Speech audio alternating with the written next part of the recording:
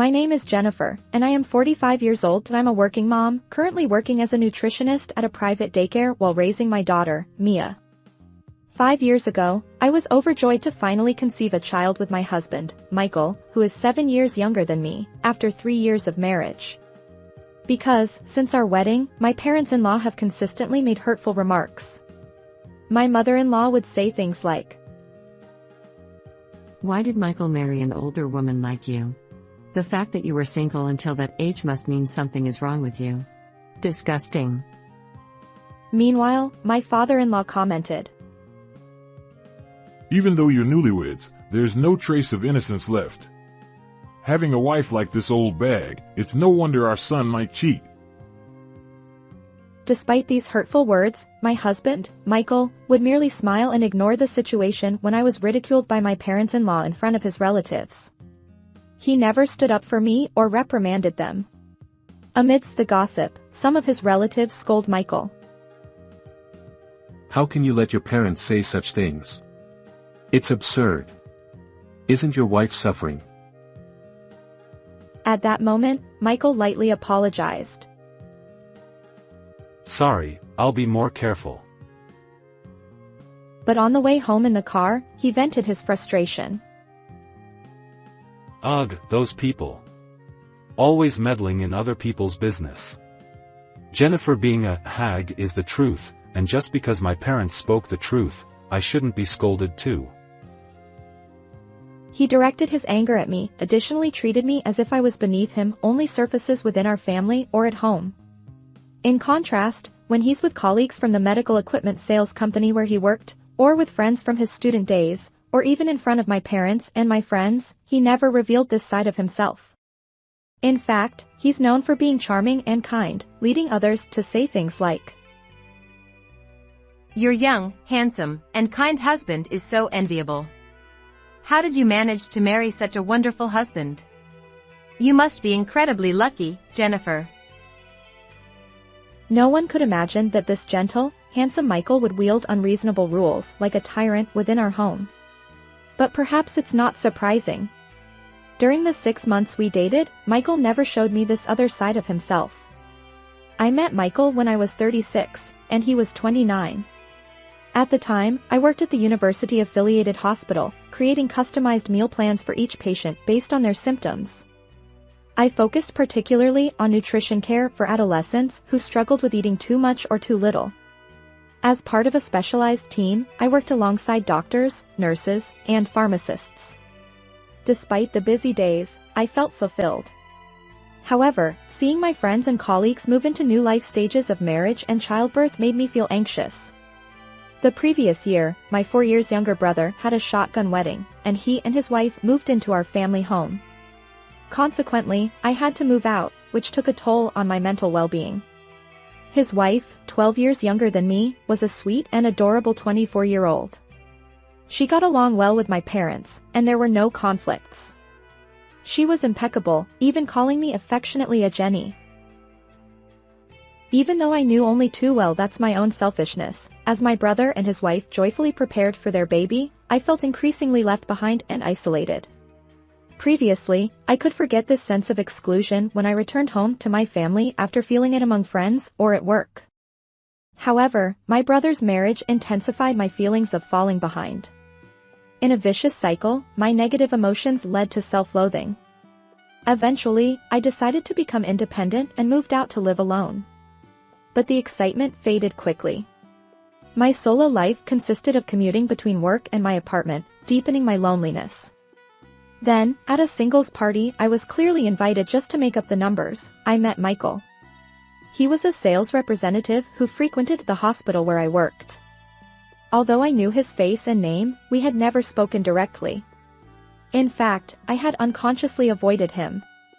Perhaps it was because he was young, handsome, and popular among nurses and other hospital staff. During the party, Michael inexplicably kept sitting next to me. Not only did he strike up conversations, but he also insisted on escorting me to a station when I declined the second round party. Upon hearing this, my inner thoughts weren't exactly joyous. I felt like saying, "I get it, you just want to leave, because there are no women who meet your preference." but please don't use me as an excuse. As we left the venue and walked in silence. I'm fine here, I will grab a quick bite. I spotted a casual restaurant. I assumed Michael would roll his eyes and leave, but to my surprise, he followed me inside. This place works. I was hungry too. The previous restaurant had fancy dishes, but they lacked the volume for sharing among that many people. He smiled as he joined me. My rhythm was completely disrupted, and I thought this would be the end of it. But from the following week onwards, Michael consistently showed up at the nutrition management department where I worked, despite having no business there. Each time, he'd address me loudly enough for everyone to hear. By the way, Jennifer, would you like to go on a date next time you have a day off? Even on a weekday it is fine. I'll take a day off to match your schedule. At first, the colleagues around me who saw my completely indifferent attitude seemed to think it was a joke that went a little too far, and they laughed and scolded Michael. However, Michael denied it firmly in a soft tone, saying, Hey, how much do you not trust me? I'm just seriously trying to persuade you. It seems that they were intimidated by Michael's attitude. Gradually, the looks and words directed towards me by my colleagues changed to things like, Can't you face it a little more seriously? Isn't it pitiful with that attitude? Despite my reluctance to engage with Michael, my department head eventually intervened. He reminded me that private matters should ideally remain private but also considered the workplace atmosphere. So, for the first time since that party, I agreed to meet Michael outside the hospital. I had every intention of declining again, but Michael's earnest demeanor swayed me. By the time we left the meeting spot, we had unwittingly become a couple. And from there, after 6 months of dating, we got married. Although my parents-in-law consistently treated me with a mocking attitude from the wedding greetings onward, Michael explained. You're probably bothered by my parents' behavior. I apologize. It seems they feel like their only son is being taken away. His words, along with my parents' and my brother's genuine joy over my marriage, led me to believe that if I sincerely served my parents-in-law, they would eventually understand. Of course, it was all wishful thinking.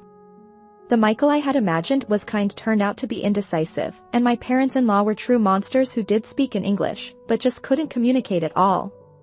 Shortly after our marriage, Michael's true colors emerged. He didn't hide the reason he married me. In addition to the debts he had accumulated during his carefree student days, he had taken out loans due to reckless spending beyond his income as a working adult. Furthermore, his repeated loan delinquencies had put him on a blacklist, making it difficult for him to secure new car loans or obtain new credit cards. Just as he needed it, that party was scheduled to be held. As I needed a substantial amount of money to repay, someone mentioned that a participant who had lived a frugal life at home without any significant hobbies would be attending. She must have saved up some money. Michael thought that and approached me. No wonder he rushed into marriage and even insisted on future cohabitation with my parents-in-law. I'm an only child, so we'll have to live together eventually. Under the guise of renovating my parents-in-law's house, he convinced me to withdraw most of my savings. Although the savings were accumulated while living with my parents, parting with $40,000 was no small matter.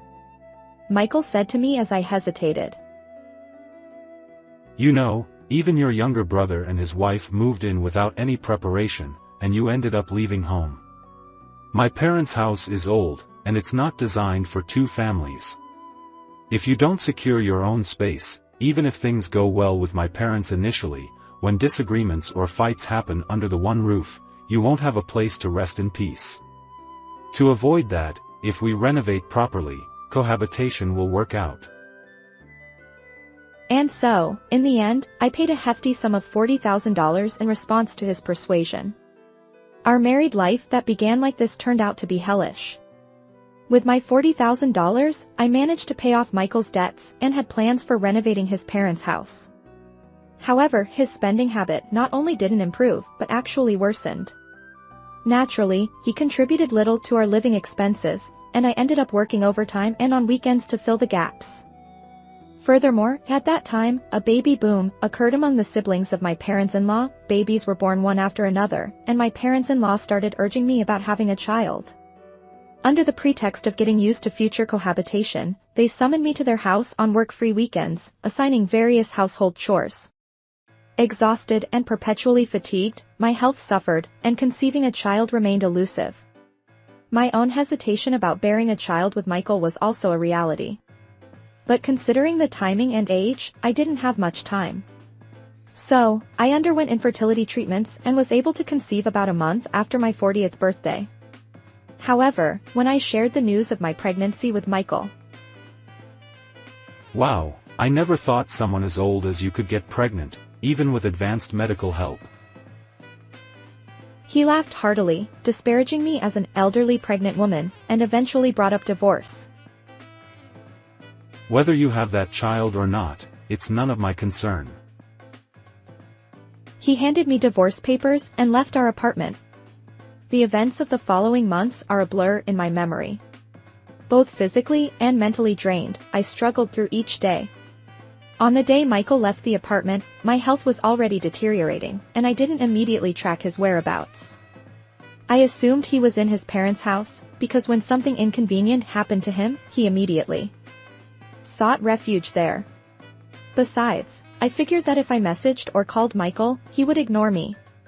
Moreover, I thought it best to let things settle and have a calm discussion later. But that was a mistake. 3 days after my health slightly improved, I visited my parents-in-law's house. To my surprise, a for sale sign had appeared. I hurriedly sent messages and made calls to my mother-in-law and father-in-law, but they either blocked me or didn't respond. As for Michael, he had cancelled his phone contract and changed his number, leaving me completely cut off. Back at the apartment, I rushed to Michael's room. His favorite suits, clothes, and accessories had vanished, outdated, worn-out attire, magazines, and furniture had been left. In the trash bin lay a crumpled ultrasound image of the baby I had given him that day. Seeing that, I collapsed, drained of all strength, and sat there in shock, staring at the hollow room. I remained in the apartment, barely eating or drinking, until my concerned colleagues, worried about my prolonged absence, came to check on me. Defeated by the incessant ringing of the intercom, I stumbled out to the entrance. My colleagues, who were taken aback by my disheveled appearance, promptly rushed me to the hospital, where I ended up being admitted. Meanwhile, one of my colleagues attempted to contact my husband, Michael, by calling his company. To their surprise, they were informed that he had suddenly submitted his resignation a week prior, leaving them equally perplexed. Reluctantly, they reached out to my parents, and they, along with my younger brother and his wife, hurried to my side. Naturally, my family was bewildered by the sudden turn of events. By the time I had received medical attention and slightly recovered, I decided to confide in my family about the situation and my pregnancy. My father and brother diligently investigated, only to discover that I had unknowingly divorced Michael. It seemed that during a previous argument over money to be given to his parents, Michael had coerced me into signing divorce papers, which he later submitted without my consent.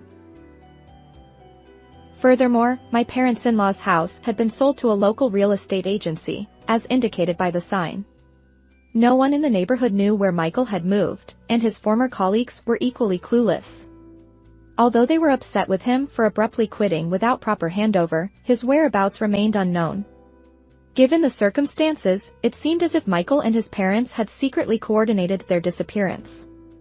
However, by that time, I had developed a desire to protect my baby, who was now moving inside my belly.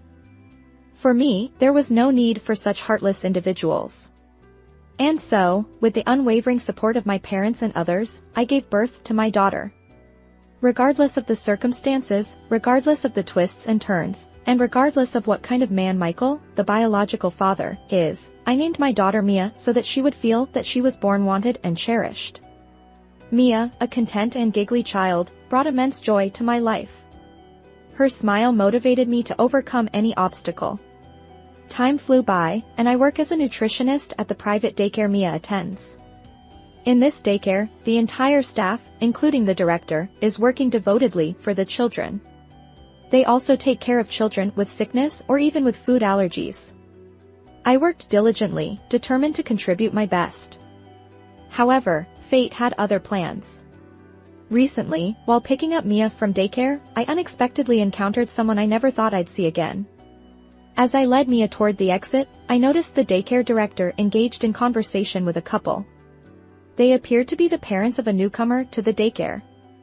Ignoring them, assuming it was unrelated to my behind-the-scenes role, I nodded politely to the daycare director and attempted to walk past. But before I could, I heard a familiar voice. Unbelievable. Even though you're an old hag, you ended up having that child after all. Disgusting, isn't it? Stunned, I turned around. There stood Michael, cradling a child in fresh daycare attire, accompanied by a smirking young woman who seemed to be the child's mother.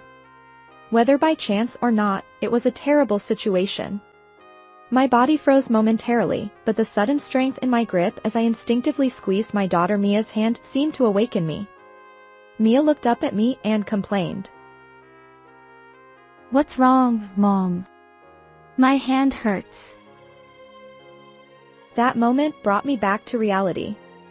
Deciding to ignore Michael and the woman accompanying him, I continued to hold Mia's hand and try to walk past them. However, Michael deliberately stepped in front of me and said, "Ignoring me, huh? Well, that's understandable. After all, you must be leading a miserable life after being abandoned by me. Who would have thought you'd end up in this distant place?" He smirked. Glancing at Mia, he added, "She looks just like an old hag." Then he and the woman burst into loud laughter. The lively atmosphere from moments ago, filled with parents and children, suddenly turned eerie and silent. Yet Michael remained oblivious. He continued to hurl hurtful words at Mia and me. A child raised by a cleaning woman, how pitiful. The stench of poverty is oozing out.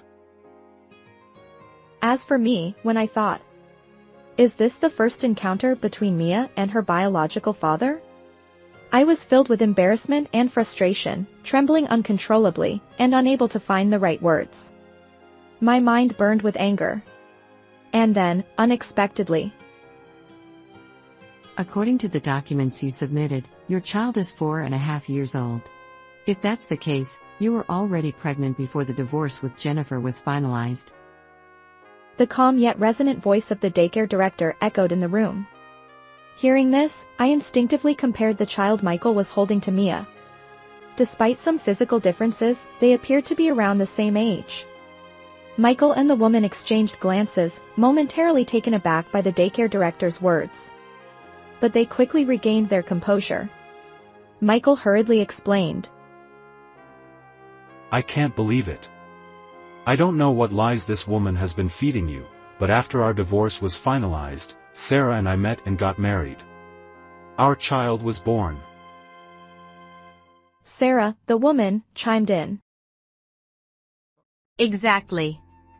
She didn't want to be abandoned by my husband, so she stalked him even after the divorce. She even claimed that her child with another man was actually Michael's. It was quite a mess. Sarah added mockingly. Michael continued. She settled in this town, which is a distant place as far as you take the Amtrak, because she undoubtedly did something that made her unable to stay in her hometown. Don't be fooled. The daycare director silenced them. Enough. Turning to the teachers and parents who had been observing, she said, I have something to discuss with everyone. It includes information that the children shouldn't hear. If you don't mind, could you leave your children in our care for a moment? The teachers promptly led the children to the playroom. Mia went along, but Michael and Sarah hesitated. However, a stern look from the daycare director convinced them to hand their child over to one of the teachers, and so, Michael and his wife, the daycare director, and over dozens of parents and staff remained.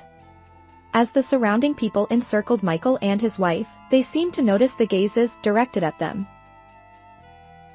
My apologies for the delayed introduction. I am now serving as the administrative director of that prominent hospital where the doctor, who oversees the health examinations of the children here, is affiliated. You're all aware of my father-in-law, the hospital director's significant contributions to the local medical field, aren't you? With that in mind, we thought that having our own child attend this place would provide valuable insights for pediatric care. However, it seems to have caused quite a commotion. He greeted the crowd. Then, pointing at me once more, he continued. This troublesome woman, honestly. Yes, we were married for a time, but she couldn't conceive a child. She was wasteful and neglected my parents. Reluctantly, we divorced. She fabricated baseless accusations out of reverse resentment. She insisted that a child she had with another man was mine. He exaggeratedly sighed. Standing beside him, Sarah nodded vigorously, seemingly in agreement. Perhaps they believed that being the administrative director and wife of a well-known hospital in the area would make everyone trust their words. However, things didn't unfold as they expected. The parents and staff continued to regard them with suspicion. Frustrated by the turn of events, Michael stepped closer to me. Honestly, you should tell everyone that I'm a liar. Apologize. His voice grew louder. Then, in a hushed whisper, he added. You're working as a cleaning woman even in this place because you couldn't stay in your hometown. If you don't want to be kicked out from here too, just do as I say. This man, even now, doesn't apologize. In fact, he doesn't think he did anything wrong. Thinking that, I lost my temper. However, at that moment, the person who stepped forward in front of me and said was the daycare director. I've been listening all along to your constant stream of lies. To think that such a wicked man is the administrative director, the hospital is truly doomed. The daycare director, usually gentle and rarely raising her voice, spoke with unwavering clarity. Sarah, not only defending her husband but also the hospital, stepped forward in front of the daycare director. What audacity for a mere daycare director to act so high and mighty. Why would you defend this cleaning woman? Well, let me tell you, my dad is the hospital director. I will ensure that he resigns from his position as a daycare doctor and sue you for defamation. Let's see who'll be in trouble then. Sarah's face twisted in a triumphant expression. However, the daycare director remained composed. She looked directly at Michael and Sarah. Jennifer here is an indispensable nutritionist for the daycare. She's also my daughter's sister-in-law. So, I know very well about the whole situation with that scoundrel over there. If you want to accuse me of defamation, go ahead. I'll gladly handle that fight. Yes, the daycare director was actually my sister-in-law's mother, and this daycare was run by my sister-in-law's family. When I gave birth to Mia while staying with my parents, my sister-in-law, as a senior mom, took care of us meticulously. Thanks to her, I could raise Mia with peace of mind. However, when Mia turned 1, I strongly desired independence and wanted to leave my parents' home. My sister-in-law, suspecting that my desire to move out was due to discomfort, suggested that she and my brother would move out together.